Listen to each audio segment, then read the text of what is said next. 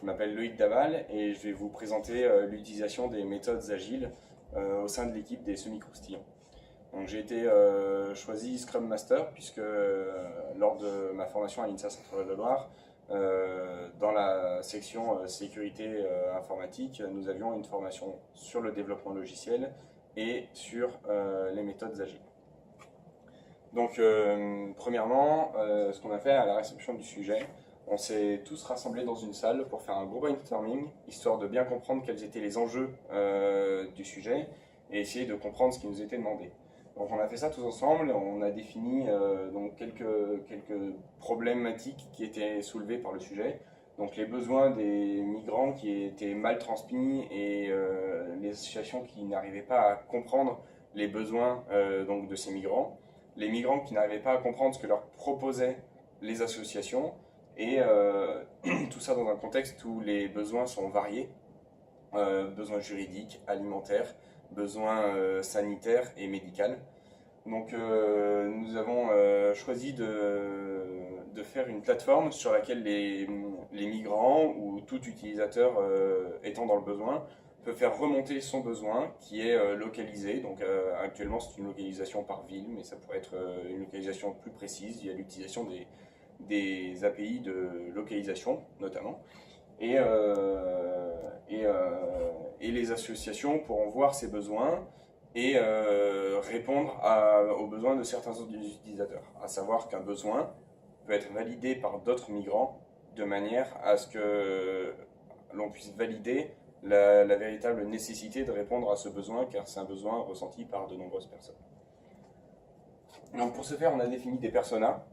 Donc on a défini les invités, les migrants, les associations et les administrateurs. Donc ces 4 personas sont les 4 personnes qui vont interagir avec notre site web. Donc à partir de ces 4 personas, on a défini les user stories. Donc les user stories, ce sont ce que les utilisateurs viennent faire sur notre site web. Donc créer une voix, donc pour un migrant qui effectue une remontée de voix, répondre à une voix, augmenter la popularité d'une voix à travers la validation d'une voix lorsque l'on est un migrant pour que si le besoin a déjà été exprimé, qu'on puisse le valider. Donc une fois qu'on a effectué qu'on a fait ces user stories, on a défini des fonctions que l'on a à faire pour notre site web.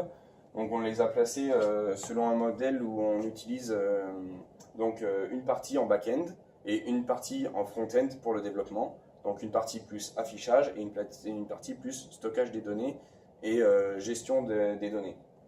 Donc on a fait une liste sur ce tableau des choses qui étaient à faire avec une colonne back, une colonne front et une colonne qui permet de valider donc la création du code et vérifier que tout a bien été fait. Donc on coche tout simplement quand l'action a été faite, donc en back, en front, et il manque une dernière étape de validation qui permet de valider la communication entre le back et le front.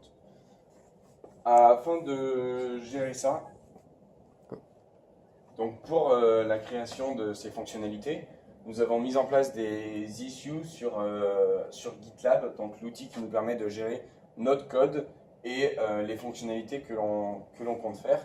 Donc ici, nous avons les issues qui nous permettent de récapituler l'ensemble des fonctionnalités que l'on a à faire. Lorsque l'on a utilisé GitLab, on a effectué on a créé plusieurs branches. Donc une branche master qui est la branche principale, qui correspond à la branche sur laquelle le code est toujours prêt à être mis en production. Donc c'est du code fonctionnel et testé. La branche develop est une branche sur laquelle nous venons développer nos fonctionnalités et sur laquelle nous poussons toute nouvelle fonctionnalité qui est faite sur une branche à part. Donc on crée une branche depuis la branche develop, on code, et une fois que l'on finit notre code, on le valide sur la branche develop.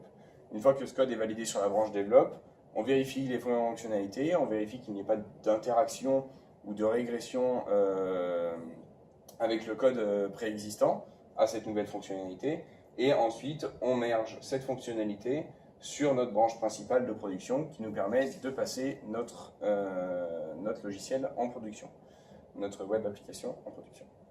Donc, comment se passe le passage en production? Pour passer en production, on utilise Jenkins qui nous permet de régulièrement venir récupérer le code qui est sur la branche master. Donc tout ceci est fait de manière automatique. Donc on récupère le code qu'il y a sur la master et on effectue les tests nécessaires sur ce code afin de vérifier qu'il n'y ait pas de problème sur notre code JavaScript, donc avec des plugins qui permettent de vérifier toute erreur de syntaxe au sein de nos fichiers JavaScript. Et on automatise la fabrication et la mise en production à travers le build, toujours, qui nous permet donc de minifier le JavaScript, ce qui permet de diminuer la taille de ce que l'on va envoyer à l'utilisateur sans changer les fonctionnalités du site. Et on compresse aussi les images de manière à ce que les images soient les plus légères possibles et pour qu'on puisse les afficher notamment avec une basse connexion, ce qui peut être le cas d'une personne en difficulté. Et nous avons aussi la possibilité de générer du code compatible avec tous les navigateurs directement. Donc nous, on s'occupe de créer les fonctionnalités et c'est directement au niveau des étapes de build que sont configurées la mise en conformité avec l'ensemble des navigateurs afin que notre application web soit disponible sur l'ensemble des navigateurs sans qu'il y ait de soucis. Et comme dirait notre cher ami Perceval, merci, de rien, au revoir messieurs et dames.